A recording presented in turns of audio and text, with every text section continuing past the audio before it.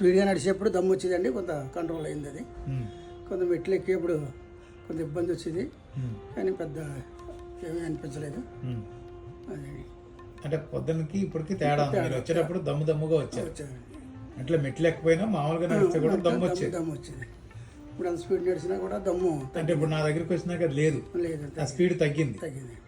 ఇప్పుడు ఏంటి అసలు మీ ప్రాబ్లం ఏంటి? దమ్ము బాగా రావటం అండి. అదే దమ్ము, దాన్ని ఏమంటారు ఆ రోగాన్ని? ఆస్మా అంటారు. Asthma, correct. ఇప్పుడు దానికి టాబ్లెట్లు వాడుతున్నారా? వాడుతున్నారు.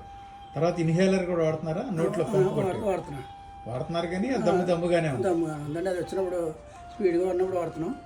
దాన్ని ఎప్పుడూ చాలా నుంచి వాడుతున్నాం, అలాగే ఉంటుంది. పొద్దున్న ఎన్ని గంటలకు వచ్చారు మీరు? నేను 9:30 కల్లా వచ్చాను. 9:30కి వచ్చారు. ఇప్పటి వరకు కూడా ఆ టాబ్లెట్ కంటే మనం ఏ విధమైన టాబ్లెట్లు వాడకుండానే కంట్రోల్కి వచ్చింది. వచ్చింది. ఇట్లా కనుక కంట్రోల్ అవ్వకుంటూ పోతే గ్రాడ్యువల్గా తగ్గుతుందనే నమ్మకం